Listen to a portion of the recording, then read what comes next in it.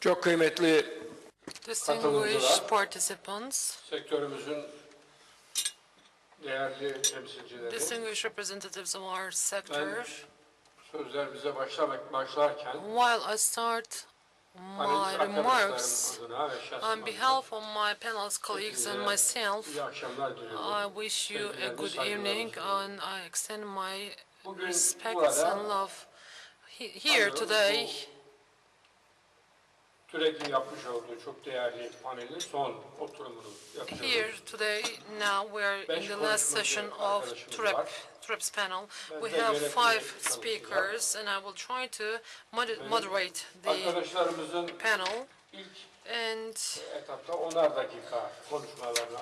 I wish that my colleagues will speak for 10 minutes, and I request them not to exceed their time. And afterwards, if we would have time, then we may additionally speak for 5 minutes more.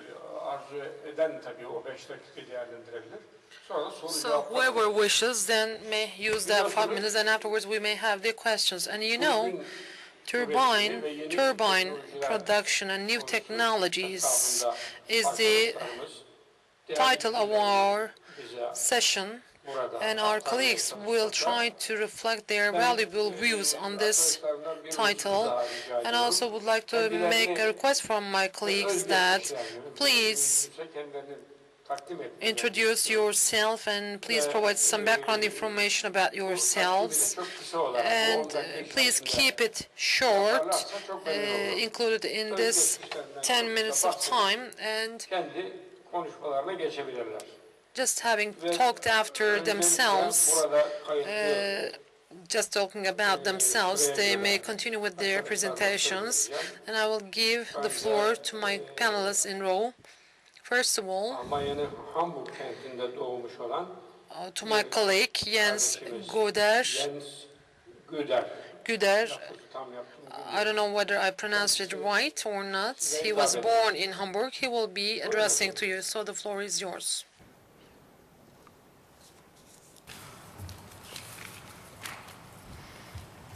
Ten minutes, please. Yeah. Dear Mr. Aksoy, dear ladies and gentlemen, good afternoon and merhaba. But this is my whole Turkish, I'm very sorry. So yeah, I'm working for Nordic in the sales engineering department since 2 years now with a background of mechanical engineering. It's my great pleasure to speak to you today about our Nordic's technology, in particular about our blade technology, how we managed to design the new NR 58.5 blade for our light wind turbine N117. And then furthermore, I want to speak about our optional blade heating system,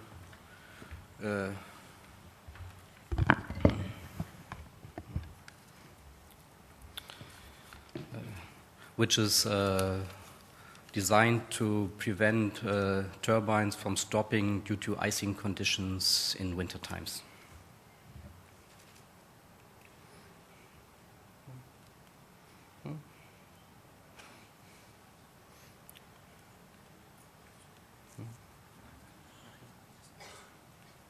Okay. So, rotor blade is of course the key component of a wind turbine. It's a main driver for energy production and of course also the main driver for the turbine loads. A rotor blade is a composite part. In Nordic, it has a high level of vertical integration in the company and our production process.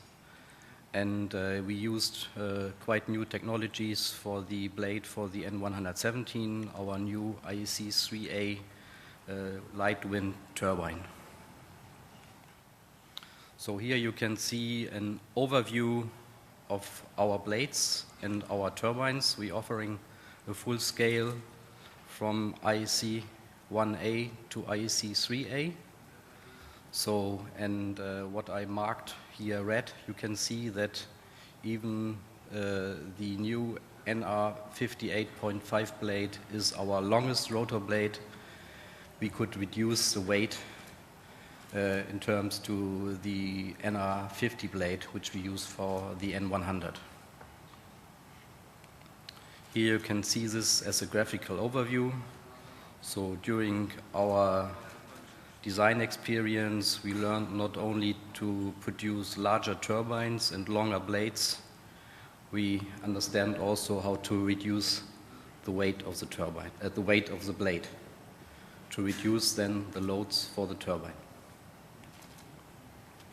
How do we do this? We have a very strong blade development department in our engineering group. Blade development is the biggest group in our engineering group. So this is more than 40 employees divided in two departments. One is the system department taking care for the design of the blade itself. And then there's the process department taking care for the methods how to produce the blade. How do we do this? We use 3D modeling and CAD design for the generation of the outer shell. Of course, then also we check this in a wind tunnel and things like this. We do finite element calculation to find the right dimensions of the blade. And we do computer fluid dynamics to check the power curve, to find out critical areas, to find the positions for vortex generators and so on. So this is the design phase. And then it comes also to a verification phase. Here on the right side you can see the printout from the CDF calculation, and then beside this a picture from a real blade. This is the NR50 blade where we proved this. So you can see nicely here the separation line is absolutely the same as calculated.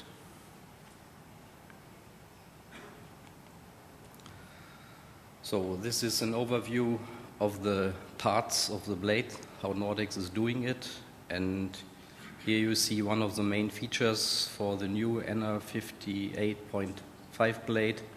We use carbon fibers for the main girders. So and this helped us to reduce mainly the weight. Even the blade is 8 meters longer than the blade for the N100. So when you see we do a stepwise change, we do not change the materials, everything in one step. So we do a careful change there, so we keep our proven technologies and introduce new technologies step by step to have a new blade, modern blade, but also a safe blade for your operation. This comes then, of course, together with a certification for lightning protection. So the new blade is, as well as the others, fully certified according to IEC 61400-24 Protection Class 1, which is also always very important, especially if there comes the question to the use of carbon fiber in a blade. Then, of course, we use high-quality materials. Glass fiber, carbon fiber. We use epoxy resin only. For core materials we use balsa and foam, mainly balsa, but at some positions also foam. We qualify the materials to an internal qualification process.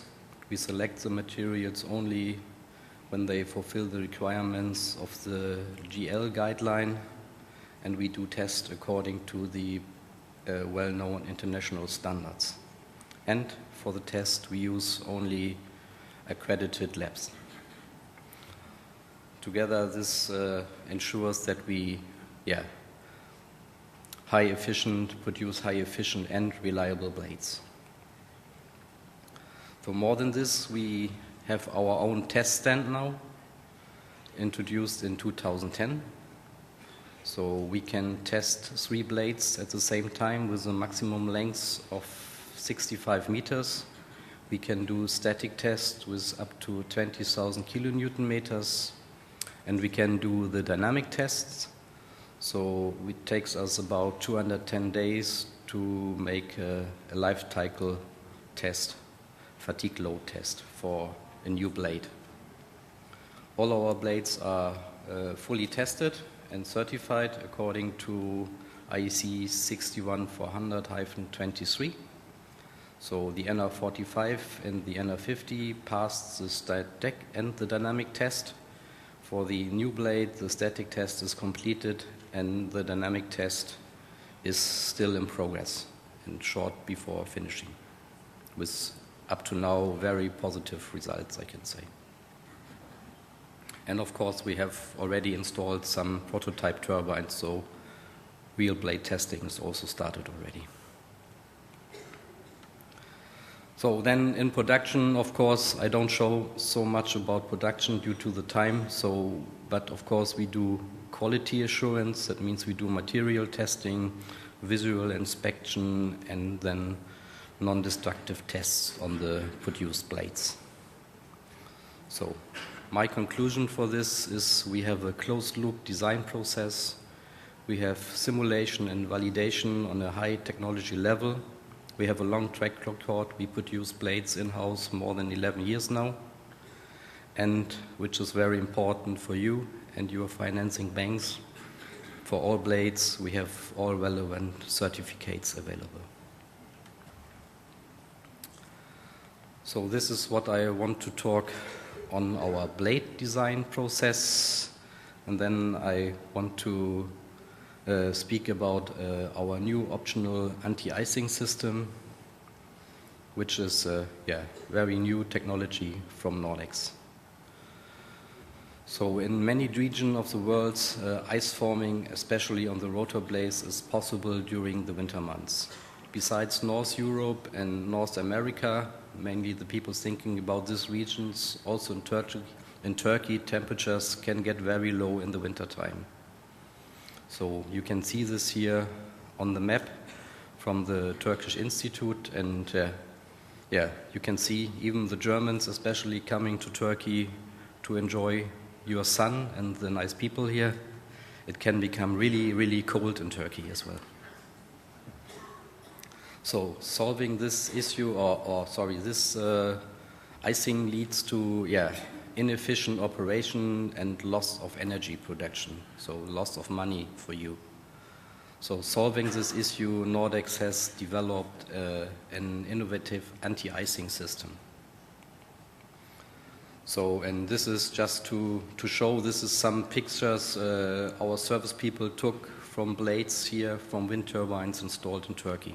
So anti-icing or icing happens in Turkey as well. So what was the challenge we gave ourselves to design the system? The challenge is, of course, maintaining the highest possible level of power output during the winter season. So we have to prevent the rotor blades from getting iced. So we didn't want to make any change on the rotor blade profile, and we wanted to avoid any cost-intensive downtime. So we want to reduce, of course, the ice throw, and we had to develop a fast and safe detection method for an energy-effective de-icing system. So our answer to these questions is a proactive anti-icing system. We do continuous monitoring of the icing conditions. We have an energy management system installed with a focus on very low consumption, and of course ensuring some very necessary functions like pitching when this is necessary, because everything, all the energy has to go via the slip ring. And there we have done some measure that this is always has priority if some action there has to be done on the turbine. So we concentrated on heating of the relevant parts for the aerodynamic only, and the heating elements, they are lightweight electrical resistance heaters, and they are integrated into the turbine, into the blade surface. So they are also therefore protected against any influence from the environmental conditions. So this is not only ideas what I'm talking here, so we have also some reference and a track record.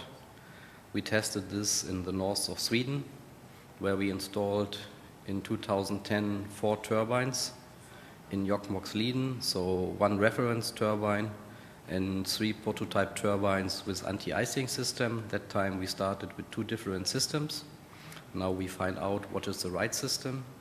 So in the winter 2011 we had 2 anti-icing prototypes and 1 reference turbine, and in addition installed already 40 turbines in the wind park in Jokkmokksliden, Storliden, and another 2 turbines in the wind park Wadkarsen.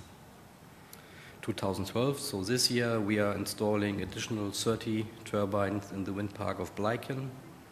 Same is planned for next year and for over next year. So this is the biggest onshore wind farm so far installed in Sweden. So here you can see some figures from the first 2 winters, and you can see that during the icing period we have a tremendous increase of the energy yield.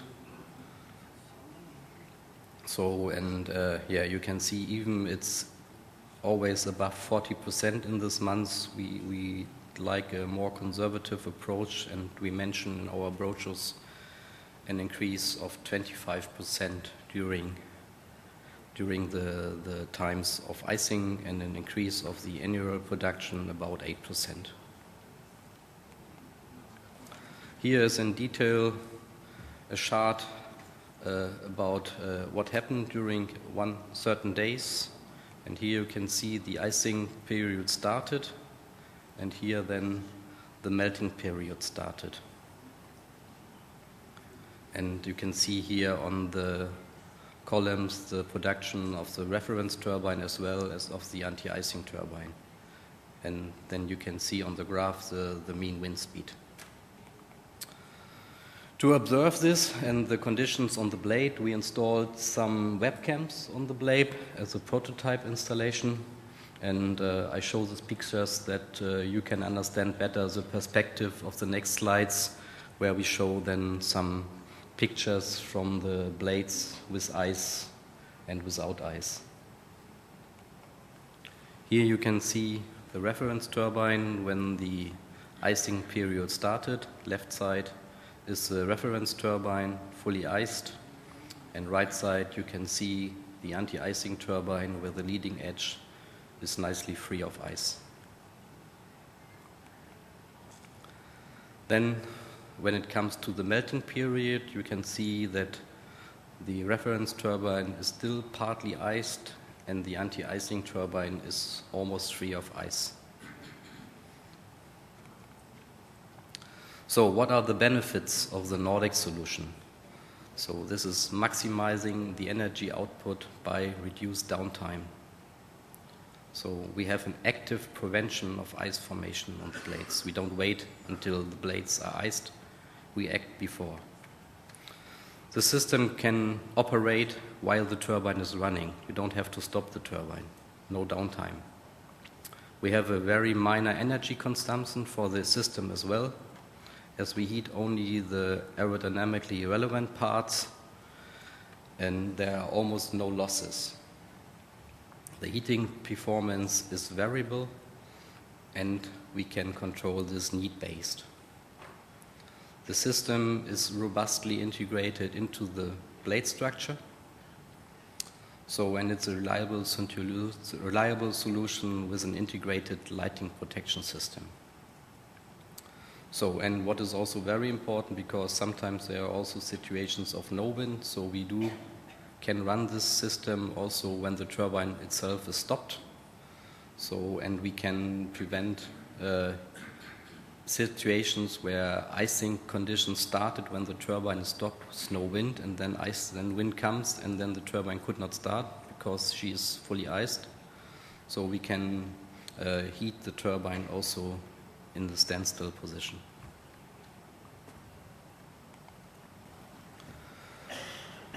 So here you can see some overall figures. We have an Okay. increase. Mr. Gooder, the time is up. Yeah, it's 2 slides, then I'm finished. You can see the annual energy increase of about 8%, and in the months of icing about 25%.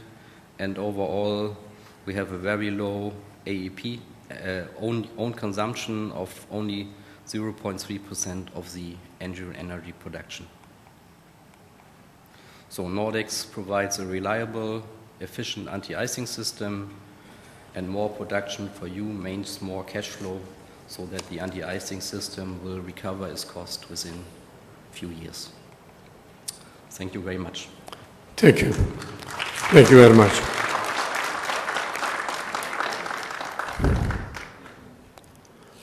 Thank you very much. You used last your 5 minutes. Evet. Mr. Gooder'e teşekkür ederiz. Thank you, Mr. Gooder, Özellikle kanat dizaynıyla alakalı, especially in terms of blade design imalatıyla alakalı and manufacturing. güzel He bilgiler gave verdi. very valuable information, and about icing also he gave very valuable information. There are problems related to this. I also hear these problems. In Turkey we witness these problems Tabii too. hepsinin bir çözümü var. Of course, there are solutions for these problems. So for this reason, thank you for this valuable Şimdi diğer information. konuşmacımız Now we will proceed with Siemens'ten Mahir Tosun Bey. technical expert from Siemens Turkey, Mahir Tosun, but he couldn't make it here. So for this reason, Bilgehan Yaşacan will be here, and he is technical sales manager of Renewable Energy Department. Hello. First of all, I would like to welcome you all. Mahir is a little bit ill, so for this reason I have to make his presentation. Our issue is new wind turbine technologies. So, what is the orientation of turbine technologies? Yes, we all know the main turbine manufacturers' technologies, and we know about the trends and the expectations of the investors. So I will summarize all these to you now. First of all, I would like to talk about myself. I'm a graduate of Auto Machine in the year 2000, and I have a master's degree in management, and I worked for Gamma Power Systems for 5 years, and in Berling Project Logistic I worked as a regional manager for 1.5 years, and for 4 years I've been working in Siemens Wind Power, proposal technical sales managers. I have a daughter, I'm married. As I said before, Pardon, şunu bir daha bir reklam So, yapabilir misin Bilgehan Bey? can you advertise once İzmir again? Yüksek Teknoloji İzmir High Technology Enerji Institute, Mühendisliği Energy Engineering mezunsunuz değil mi? graduate. No, Mahir. Mr. Mahir is a graduate of that institute, not me. Teşekkür ederim. Can Chairman please switch off the microphone? Chair, can we switch off the microphone there? Can you please switch off the microphone next to the chairman? So, of course, what we are looking for, we're looking for performance. And we have a 2,000 megawatts installed capacity in Turkey. We have very valuable investors. And everybody now knows what is the operation of WPP, because there are problems at the moment, and as the turbine producers we have to find solutions for these problems. For this reason,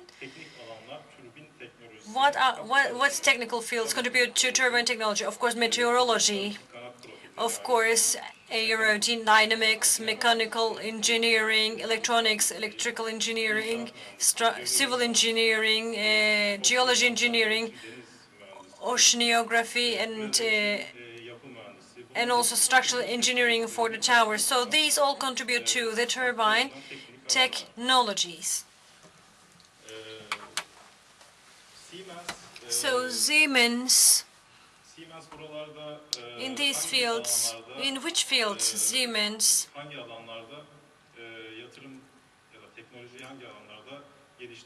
is developing the technology? First of all, sector is orienting to direct drive technology. So we have to invest in this. So we are orienting ourselves to invest in this. So direct drive technologies, what they bring to the investor, what kind of advantages? First of all, of course, we do not have the box here. So for this reason, technically, 50% there is less parts. So having less parts, it means that we have a lighter nacelle, and also 50% less component brings maintenance easiness, and also it means robust turbines. And again here, as you see, blue, so this is the transport frame. So easily we install it and we put it on the transportation vehicle, and easily we can transport it.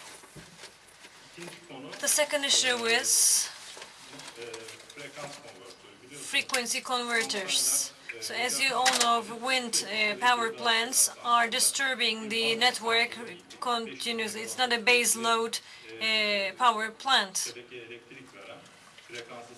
So it's not like stable frequency power plants like coal or hydroelectric. So wind is active or inactive, and they are disturbing the network from time to time. So as Siemens, we use full-scale frequency converter as frequency converter. So to summarize, in full-scale frequency converter, so because of the irregularities of the wind, there are some flotations, fluctuations of the wind.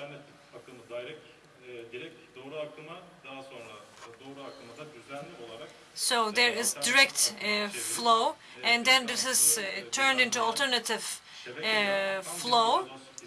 So there is a full isolation from the system, and the generator is decoupled from the network, so there can be a regular frequency given to the network. So the alternative for this is, as you see, double-fed induction generator.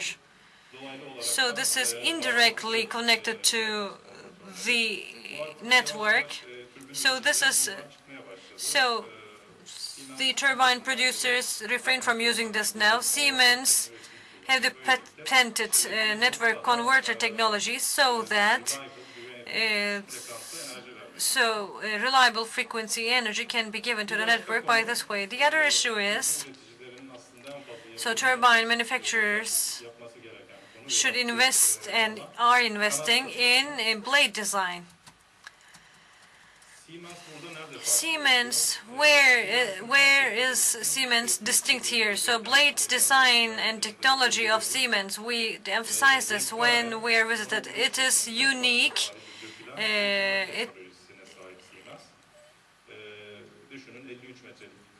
For example, a 53-meter blade is just one single part. It can be molded like this. So in traditional blade design, there are two parts, and then they are integrated to each other, and there is an adhesive element in the middle. So this, for example, when there's heat changes, when there is a lightning, for example, this makes the blade weak. So this single part or one piece blade, of course, prevents this, and according to the climate conditions, it can be painted in any color.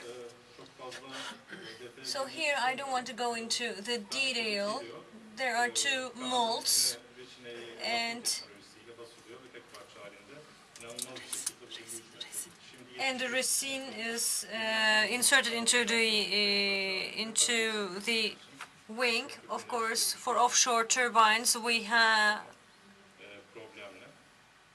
75-meter turbines, but it is very problematic to transport them. So here you see the wind turbines and the history of the wind turbines. And I would like to also there's an analogy about aircraft technology. So aircraft technology was fixed in 1970s. So the plane sizes at the moment are the same as the ones in 1970s. They're equal to the ones in 1970s. In turbine technology, we see the same. Turbine technologies from 2005 to 2010, it is now 3.3 megawatt or 3.5 megawatts. Now they're stable like that. In rotor, blade sizes are being increased at the moment, but of course, larger generators can be manufactured for offshore power plants, but bigger, larger nacelles and nacelles and blades cannot be produced for onshore ones because there are transportation problems. So we compared here aircraft and wind turbines. So the overall price of aircraft per kilogram,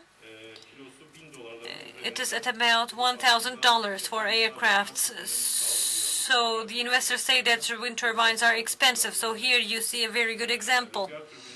So wind turbines is less than $10 per kilogram. So what about the blades or wings? In aircrafts, it is more than $1,500 per kilogram, but wind turbine blade prices is less than $15 per kilogram. So we have 100 million large cycles typically, but aircraft is just 50,000 large cycles. So here you see how advanced wind turbine technology is. In terms of maintenance, an aircraft should be maintained daily, but wind turbines can be maintained yearly, annually. So a wind turbine manufacturer should invest in a very important issue. This is blades, of course. So of course there are different blade profiles, and the sizes should be fixed for the blades because of the transportation problems. So what can we do? There may be some changes on the blades so that we can change the power curve. So we use the small equipment for this, for example, Dino tail. So this is a patented equipment. So this technology is being used by different wind turbine manufacturers also. The aim here is to develop power curves. So here, these are inserted to the blades so that we have more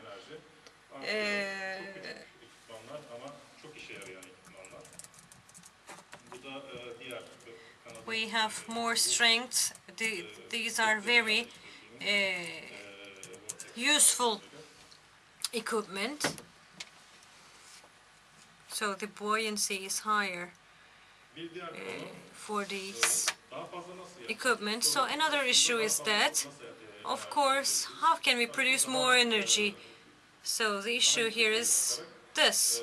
So by going higher, taller, when the wind shear is higher, we can do this by reaching new heights. So here we have to develop our tower designs. So of course there are different designs in the market, but the standard one is bolted steel shell towers. But steel towers, after some heights, have difficulty from the engineering perspective. They become costly.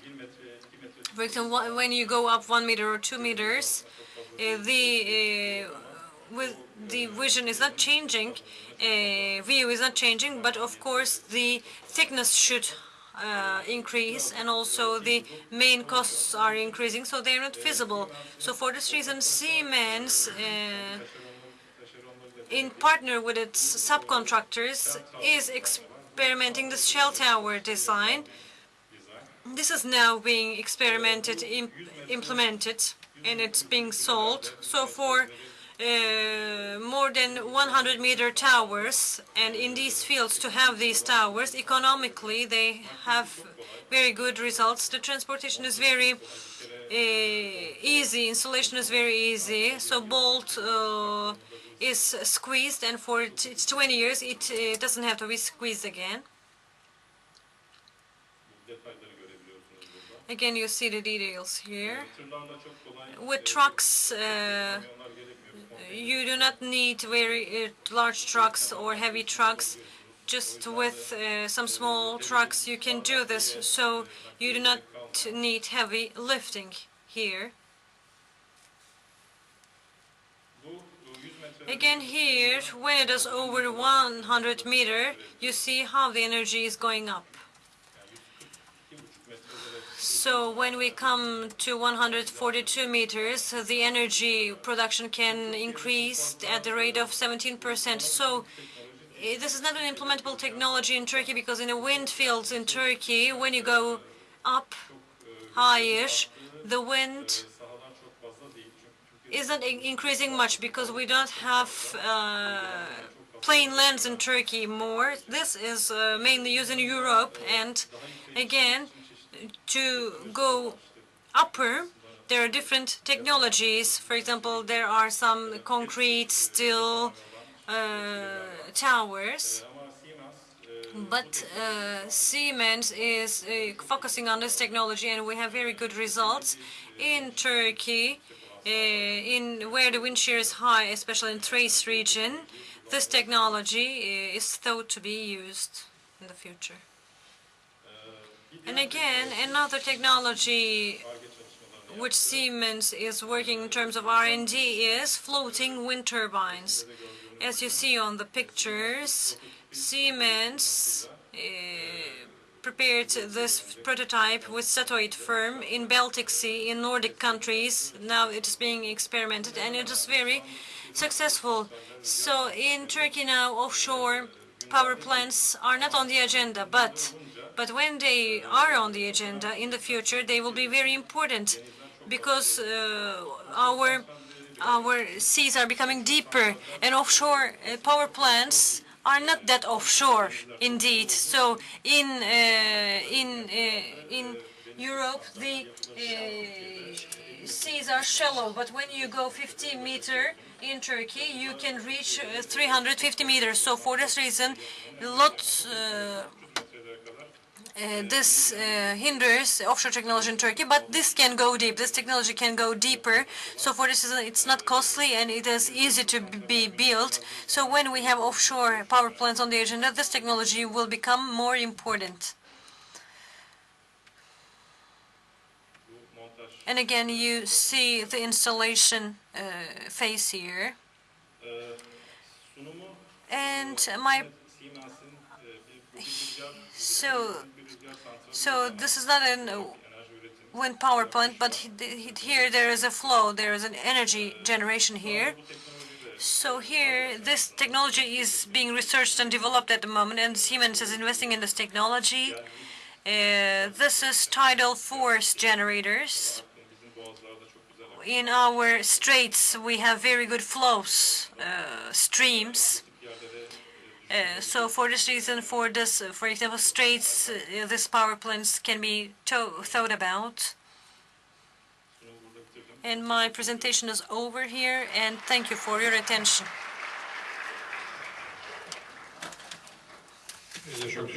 Thank you. So what we understood from the speech is that 10 minutes is not enough. We should make it 15 minutes, because we are barely making our presentations. So for this reason, we will have 15 minutes per presentation. And now, from Enercon Group, Arif Günyar will have the say.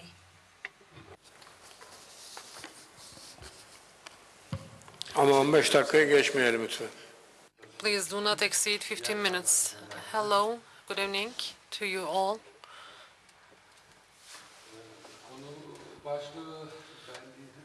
The topic was clear.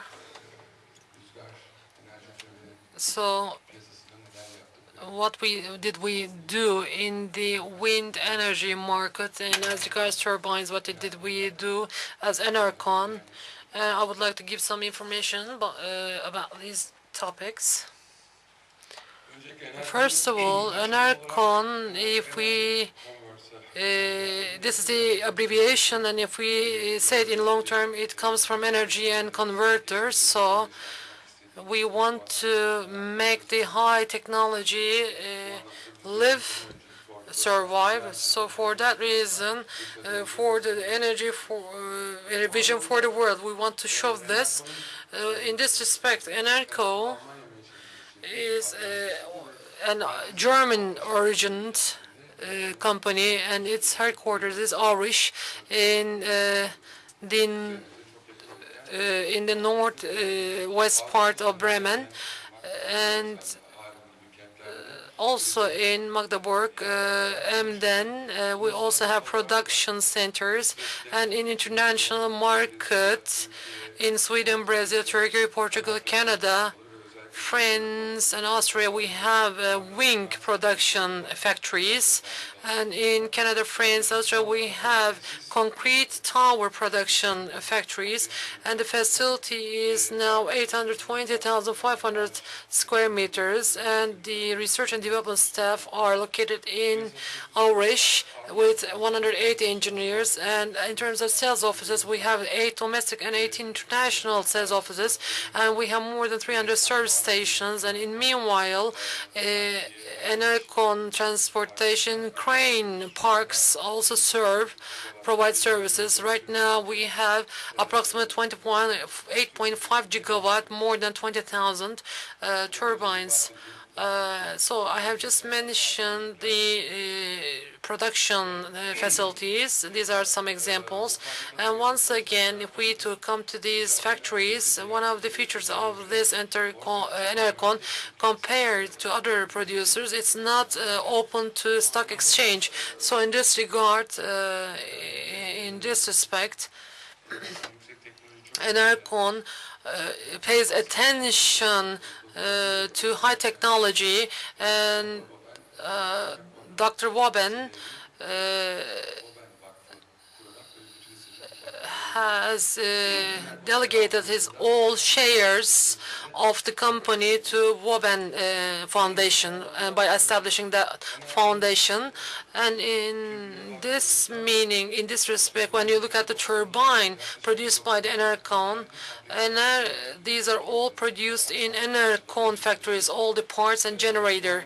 So in this respect, we are the greatest producer, and the rotor blade production is in 11 factories, and generator production is in 4 factories, electrical components in 3 factories, and tower production in 11 factories. And also we have machine house assembly in 4 factories, and foundry in 1 factory worldwide. So we're all preparing and producing the castings.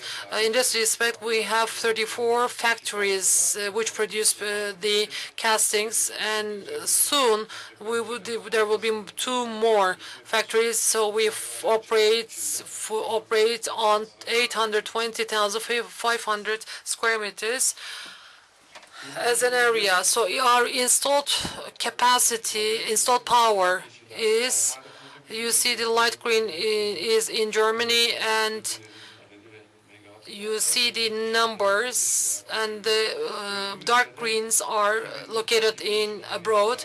As of 2003 or as of 2005, rather in international market, we have reached the power, installed power in international market, and European market is very important for us. And when we look at the world map here, especially when we focus on Europe, we see that we are operating in these countries, Brazil, Australia, and Italy, and other, Antarctica even, we have turbines. And when we look at our market share worldwide, as of end of 2011, when we look at the statistics, Enercon ranks the 5th. And And Germany, which is seen to be a castle, fortress, we have almost of 59.9% as share in the market. When we look at our products, our turbines lower than 1 megawatt, we have E44, E48, and E53, and these are 900, 800, and more than 900 kilowatt. And also we have products over than 2,000, 3,000 kilowatts, and we have E70, E82, E92, and E101 turbines. In the recent fair, E1015 was presented at a fair recently, and this will come along in 2014. And this is also this is one of the greatest turbine with an installed power capacity.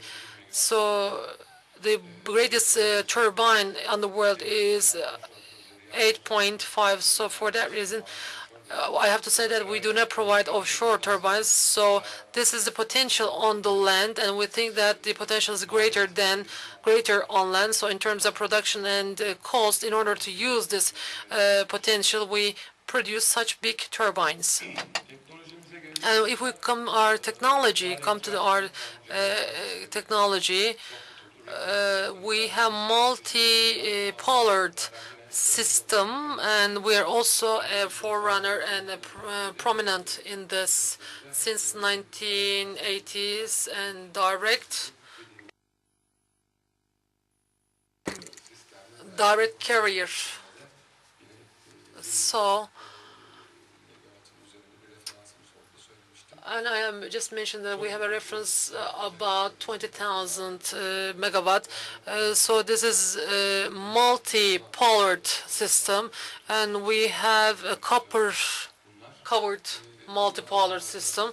And of course, we have an advantage of this, especially where there is high wind turbulence. This is one of the most appropriate products. So I will be talking about this as well in my other slides. If we go into the detail, here you see the hub. There is the hub between the wing.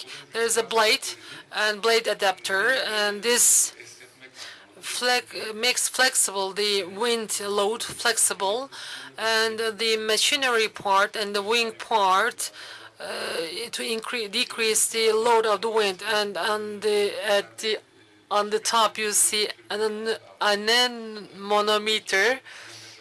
So we use the anemometer. And also we have the rotor, which is revolving. It is connected to the wings. And we have the correctors, rectifiers. And in order to, we have the yaw inverters. And we have the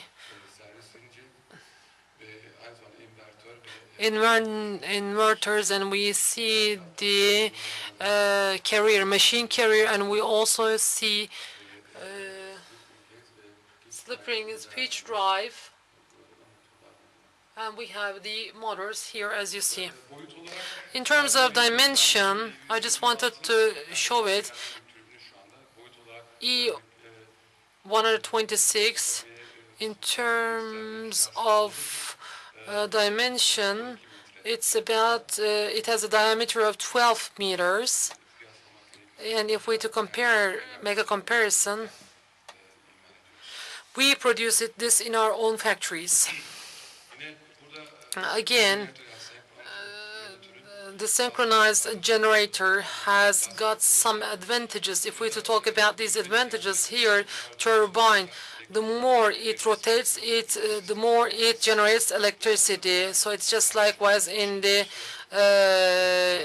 bicycle. There is no gearbox. There is no problem of grease leakage.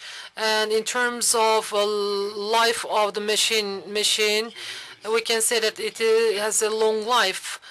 So as it rotate, when we make a comparison between the rotating system with the gearbox, we see that the amount of rotations of one E82 in 10 years makes the gears of a conventional system just in 42 days. I hope I could explain you this. And in meanwhile, in Germany, in the third quarter of 2008, on more than 4,000 turbines, statistics has been carried out. And here the stopping clocks have been identified. And here we see we're talking about each turbine itself, and we see that more than 7,000 turbines have stopped. And in meanwhile, at the same time, the temperature, because of the direct lifetime system, there's no fluctuation. So there's no fluctuation. So for that reason, it enables that the machine has a long life. And this is also a cooling system. Apart from two turbines, we have a cooling system. And here, for example, in the machine, the turbine or on the tower, there's a ventilation system. So we just cool the system accordingly. As mentioned by my colleague, let me just tell about some things about wings. In terms of design, this conventional design was used in the past time, for example, in Bosnia, the turbine, but we as well, in time, we're just narrowing down the wing, going towards the tip of the wing, and because of this designing, there's more production and generation by 20%, and also the wings are aluminium, and at the end are aluminium, and they are curved, and also they're protected against lightning, and the kinetic energy could be included into the hub, and this is a great advantage. And on the other hand, maybe it's not a problem in Turkey, but in Europe especially, in terms of emission, it is quite beneficial. And here, for example, especially related with the aircraft, the Boeing.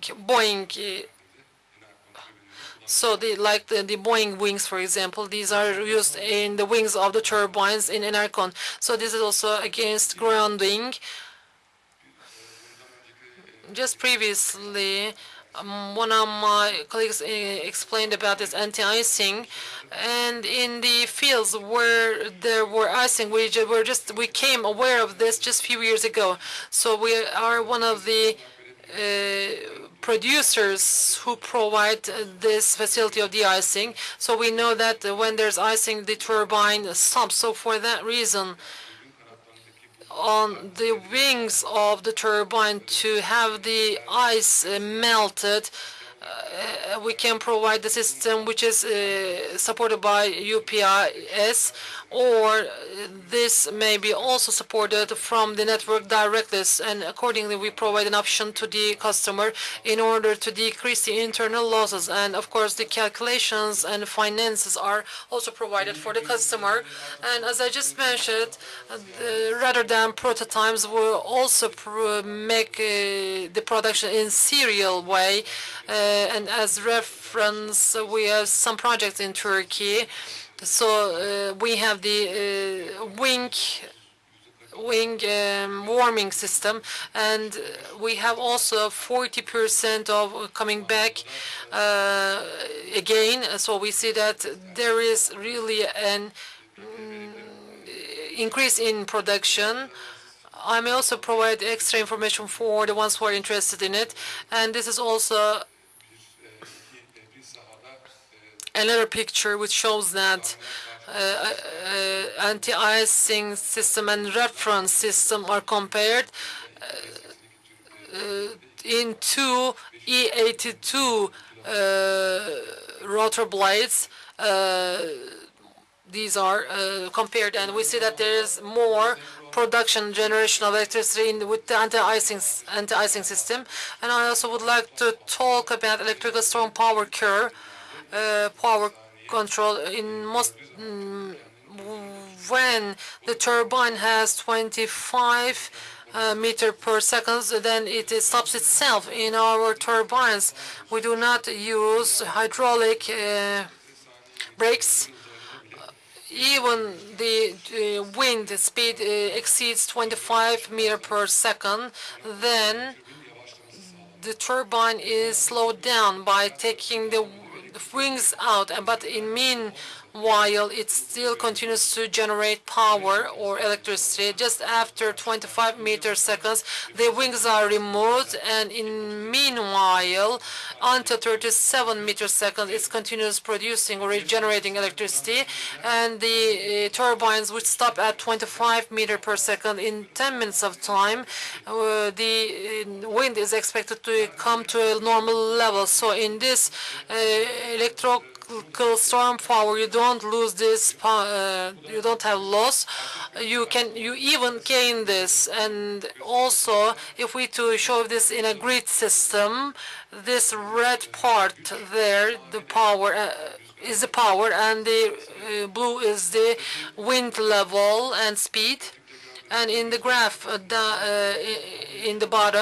the bottom, you see that there's the generation of electricity, and when the wind is at the normal level, the turbine opens its wings, and then it starts with its normal functioning. And once again, in terms of grid integration of our turbines, both Germany and European countries and Turkey and the networks in Turkey, we also provide appropriate solutions. I don't want to go into further detail, but reactive capacity provision and reactive power capacity provision, and also without having any wind, we can provide reactive power, and we can provide detailed solutions. And as control system, first of all, of course, the generator provides an alternative flow, and then we rectify, and then we form the DC link, and then from the converters, it goes to the unit transformer, and it goes to circuit breaker. So it is to filter twice, and so we try to make it as qualified as we can, and we try to decrease the harmonics. And here, as I mentioned a while ago, after electricity is generated, it comes through the cables in a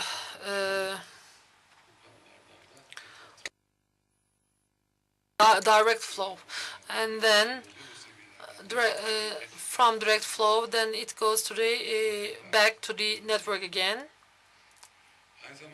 And at the same time, as I mentioned at the very beginning, ENERCON, especially in terms of renewable energy, environment, and high technology, to these, ENERCON has devoted themselves. So apart from this R&D, it has a spirit of environment, and many studies, R&D studies are carried out. Especially here, we have solar power inverter, for example. So we have got some projects related to solar power inverter, and in hydropower we have got some projects as well. And we also have E-ship, which operates with kinetic energy.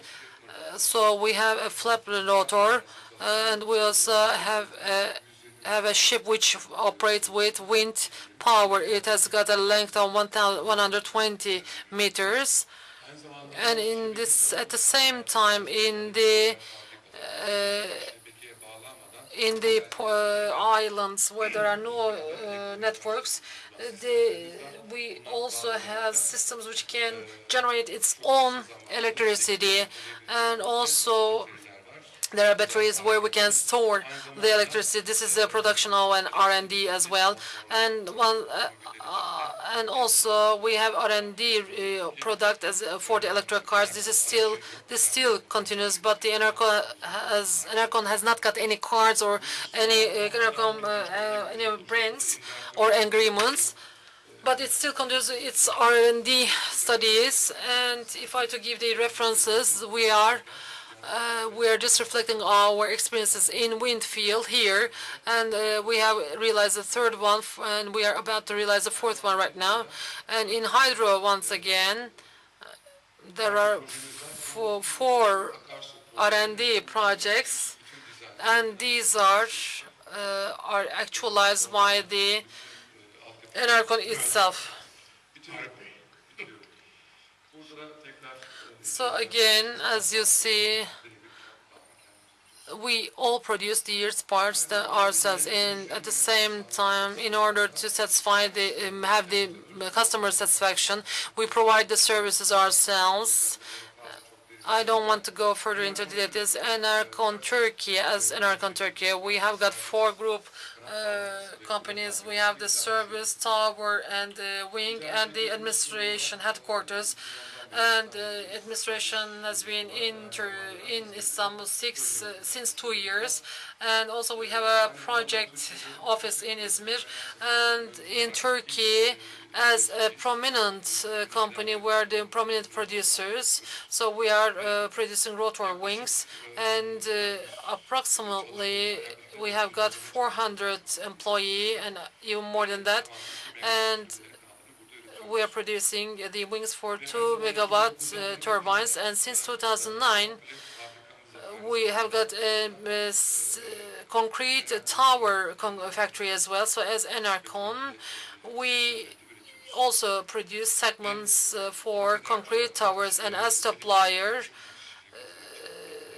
we are just providing the steel from Çimtaş steel towers. And I just want to give some statistics. As of today, we have 460 turbines. We have got 21 projects and 581 installed capacity as it's in its last position.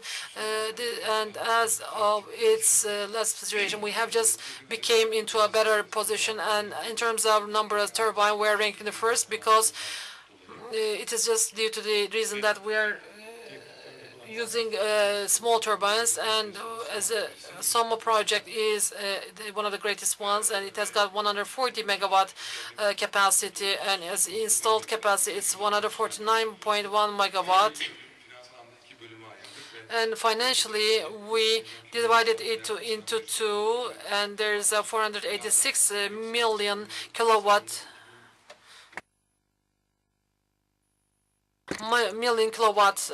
per hour, and we have 123 kilometers square field length for the project, and the roads are 60 kilometers. So as a length, this is one of the greatest projects. So thank you very much for your attention. Artık Enercon'un Türkiye'de rotor üretme zamanı gelmiş. So it is time to produce rotor in Turkey, right? We have lots of investments in Turkey developed, so rotors and turbines should be also manufactured in Turkey. The time has come. So in 2023, our target is 20,000 megawatts. So for this reason, we have the sufficient internal market. So for this reason, we can also access to other countries from here. So in the coming period, after November, if Moody's also increase our credit note, there will be a very big fund flow in Turkey. So we hope that turbine manufacturers and from Turkey will have important investments. This is our wish. And of course, there's a big development in the technology. So 65 meters seen in Nordics and 75 meters seen in Siemens. So we're talking about the blades. So there are serious developments in turbines. So for this reason, where the market has basis, then these investments should be made. So from this perspective, Turkey is a potential, I think. And before, when we look at the negative opinions, these are now eliminated. So for wind energy, for solar energy, there were some gossips, whispers in the beginning.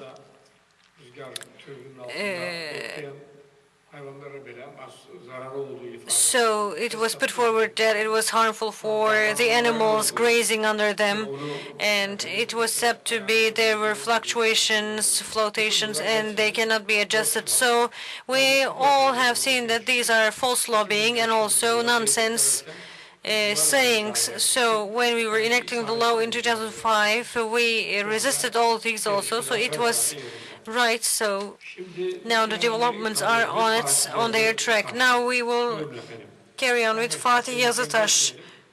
Please do not exceed 15 minutes time limit because the audience is getting bored. So we are running out of time.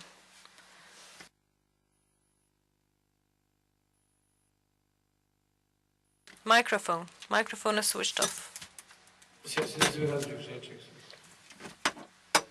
Microphone is switched off.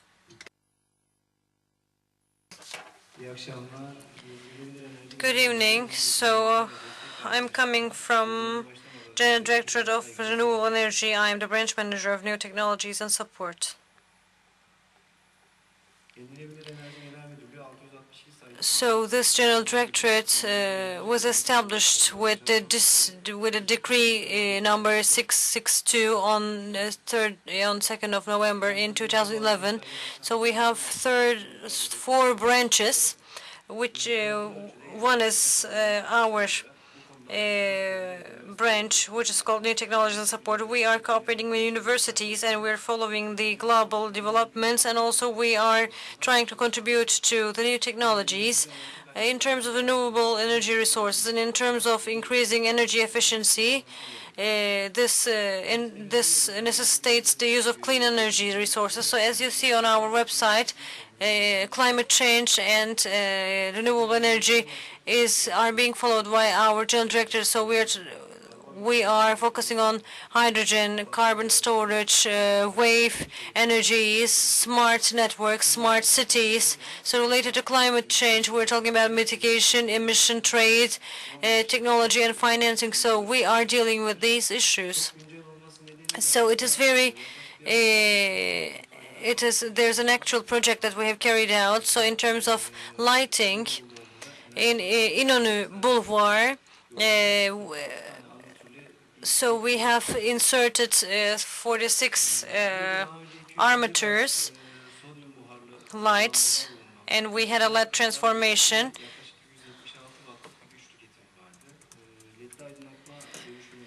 So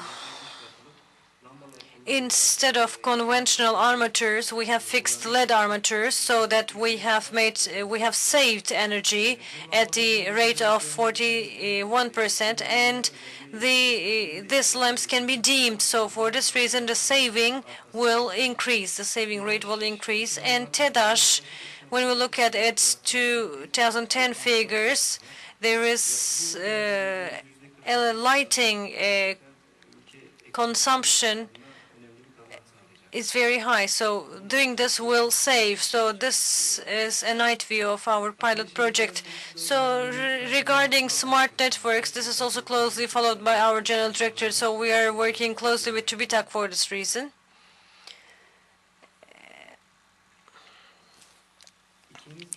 And in the year 2003, United Nations Industrial Development Agency and our ministry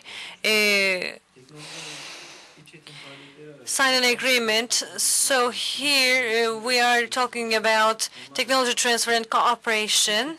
So when we look at the activities of this formation, we can again see this in our general directorate. So I will give information about this.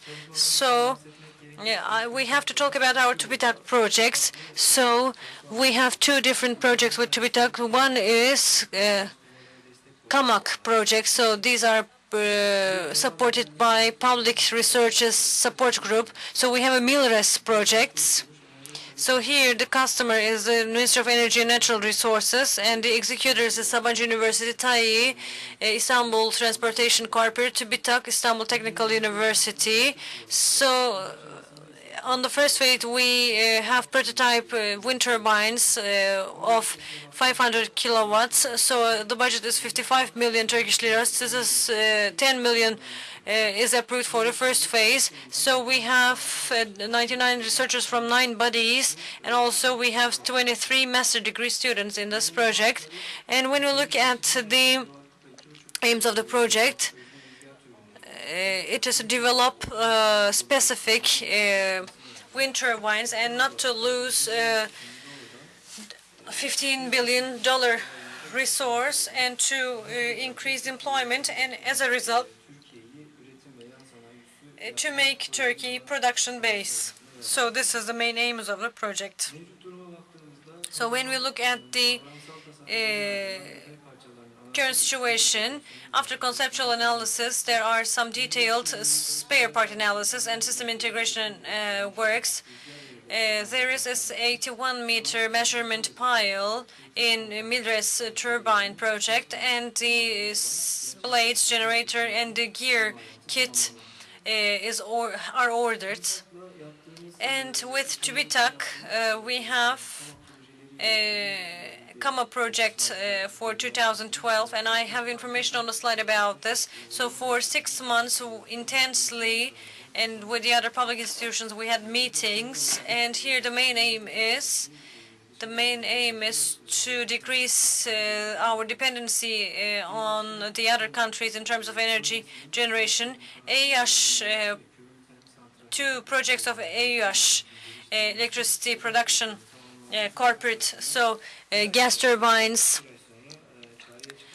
blade local manufacturing, and also coal thermic power plants, pipes, local manufacturing. So we are also working on these projects, and we will have some focus group meetings for this reason. And in the next week, we will be talking about a TEAŞ project. So for energy transmission lines, the type piles will be designed, and there are two projects related with our general directorate. So in terms of LED production and also digital power line carriers, we are also working. And also we have another area of work with TÜBİTAK. So we have a cooperation protocol signed on the 13th of August 2012. So here we are working on system, subsystem development, design, implementation, and operation at the short, mid, and long term, and to decrease our dependency on other countries, and also to ensure the consultancy services. So this protocol is continuing quickly. So we have joint projects with our institutions, and in the coming period we will have new projects. And again, in terms of renewable energy and for energy efficiency and climate change are intersecting in terms of climate change. So by our general directorate, we are following this closely, this climate change issue. So 2010 emission is at about 9%. It is 9% increase, and it is now 400 million tons. So when we look at the sectoral basis, with 71%, energy has the biggest share. And we had the first declaration on national declaration on climate change. And according to the scenario, here you see the reference scenario with measures and reference scenarios without measures. So our 2020 figures will be lower than these figures, we hope, and in our works we are trying to decrease these emissions more, and we are also focusing on renewable energy and new technologies. So these figures will be kept lower as a result of this. And lastly, I will talk about renewable energy according to resource. So in year 2010, in 2010 it was 9,000 megawatt, and as of 2006 it went up. So for this reason it is going up steadily. So thank you for your attention. It was a very productive speech. Thank you. We have benefited from it. So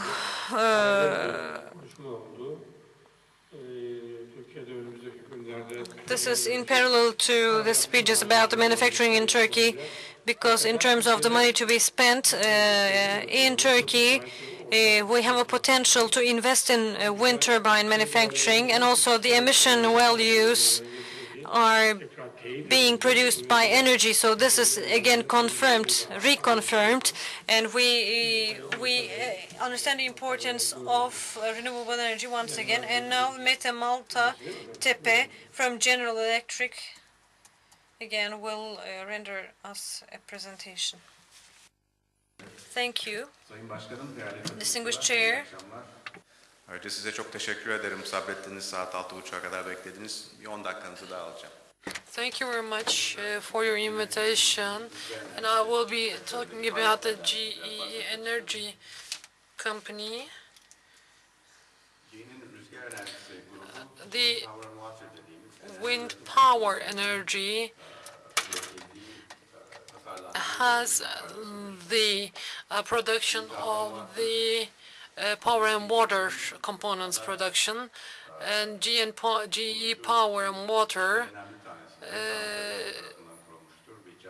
deals with wind and solar energy, and right now gas turbines, steam, biogas, nuclear power plants, cleaner coal, water purification technologies are provided by GE Power and Water, and apart from this, wind and solar products are also available in our company.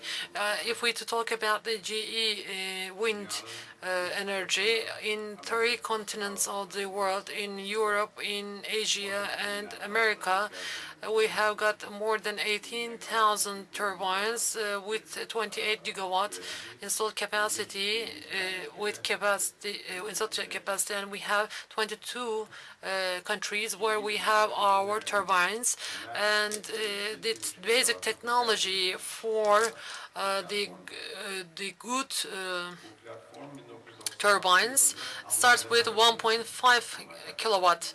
So this is a turbine produced by Takabat, and afterwards this was purchased by an American company, and these wind turbines were purchased by another company from 2002 till 2012. 10 years passed, and for this 1.5 megawatt turbine platform, every year we develop this. And on this one, a platform developed on the previous one. It was not different than the previous one in terms of design, but each year a serious technological advancements ensured, and energy capacity, generation capacity factors increased, availability increased. For example, in 2002 capacity factor was about 45%. Now it can reach to 60%, and availability was 85%, and it's now 98%. So the availability is very important, because turbine producers and investors should use the wind at the best state, which is free. So for that reason, availability is very important.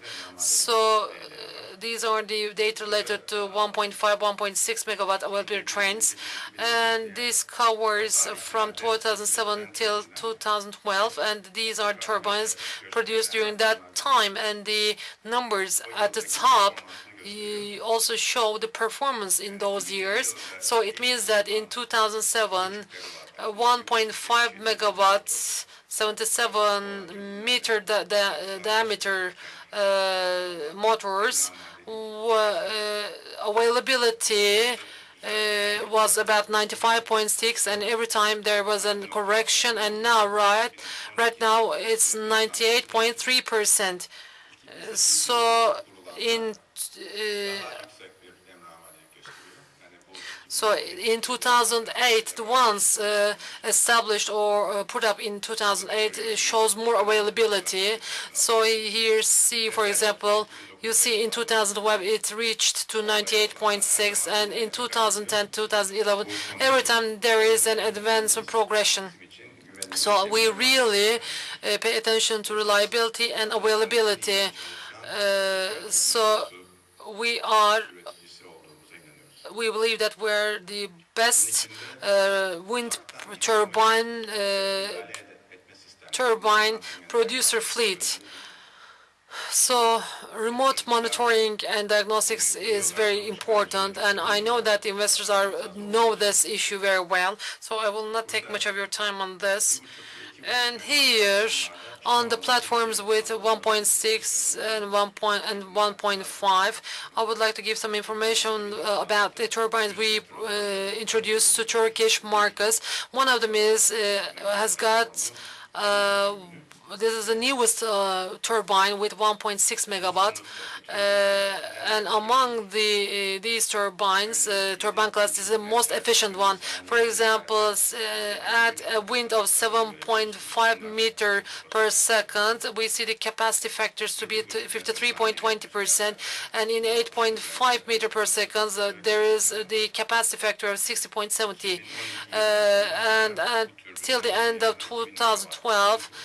There will have been established 2,000 megawatt turbines, and we have already received some orders already. And the first we have been already, one of them has been already launched a few months ago, and next year 9-10 turbines will be installed in Aegean zone as well as in Marmara, and we're just talking about 9,800 megawatts. And also we have a platform of 2.5 megawatt, and these are the largest wind farms, power plants, and to my knowledge, largest wind farm is in the States and in Europe as well. Onshore wind power plant is in Romania, Fontana Cogelella, so it's about 600 megawatts. And in Turkey as well, in big power plants, in Osmania we have Rotor project there, and also Enerjisa has got 142.5 megawatt project platform, and also there is one in Balıkesir. And similarly, 2.5 turbine, you see the availability when it was first established, the turbines with availabilities. Now it's about more than 90%.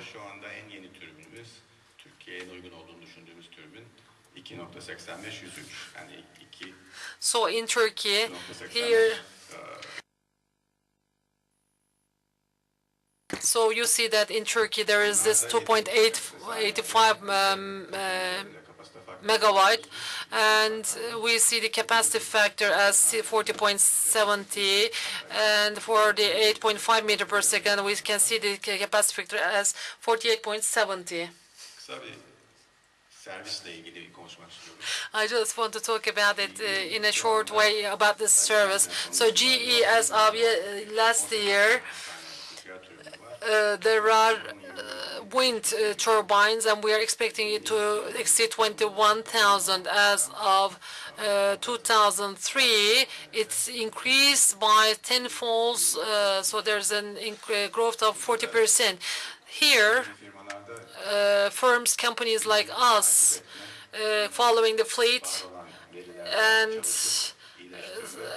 studying the existing information knowledge, and this certainly gives a betterment and developing the knowledge. So we are honored with this fleet for performance of the fleet.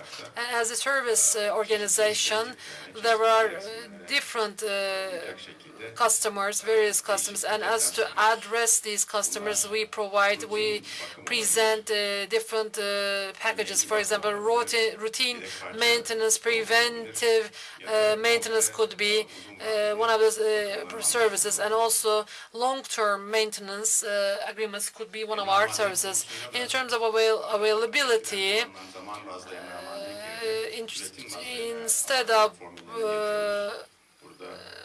instead of the previous one, we are production availability. Now we are dealing with time-based availability. So how much megawatts it should have generated, and now how much does it generate? So this is also useful for the investor. In the European zone, there are 4 power plant regions. Turkey is in the Eastern Europe part, and we see that we have turbines in Central Europe, South Europe, East Europe, and North Europe, and offshore. And this Romanian power plant is included. Our colleague is in charge of this. So in terms of service, we have certainly authorized administrators in Turkey. I would like to talk about the local content. When we talk about the local content, if we look at the incentive, what it is important here is the production of the components. And right now, about this subject, we have a local tower, and we have the possibility of supplying local wings and towers. Different than Mr. Arif, we design the major components, and through the component producers on the world, we make the production. So we helped Gespe company from Spain. We helped them to come to Bandırma, and they are settled there, and we can buy tower from there. And also in terms of blades, we have a joint venture with American TPI Composite Wind Industry. Wing industry. It is located in Izmir, and from there to Turkish projects, and as well as to projects in abroad, it's possible to give wings. And even, for example, in Romania and Scotland, there are Turkish wings that are produced in Turkey. And also, if you use the Yektem market, the investor per kilowatt, $7.3 they take it. And in terms of tower and blades, if we consider the contribution, there is an additional 1.4 price advantage of having $1.4 cents. So if you convert it to Turkish lira, it would be about 0.5 Turkish lira cent. So we have got some other studies regarding these calculations. Thank you very much for your attention. Have a good evening. We also thank you. It has been really beneficial and fruitful. And if there are any questions, we can have questions. We can get the questions. If you do not have any questions, I would like to close the session. So I think the time is up, so there are no questions. I would like to thank you for listening to us with patience. I would like to thank you on behalf of myself, my colleague, panelists, and I also would like to extend my thanks for their contributions, and I will be presenting to them their certificates. And just afterwards, Mr. Mustafa will be addressing to you, the President of TWEC, for the closing remarks. And I really would like to thank you for the interest you have shown to renewable energy.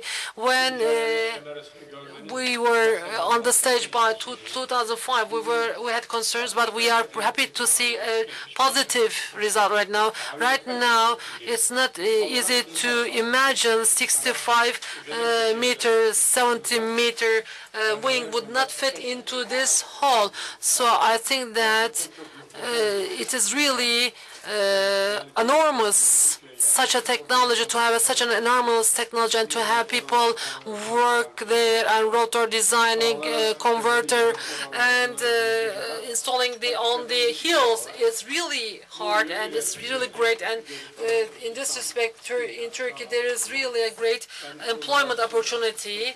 And so I think that you also contribute in this wise. And for this reason, I also would like to thank you. And once again, since the TWEC has organized such an event, once again, I would like to extend my thanks and have a good evening.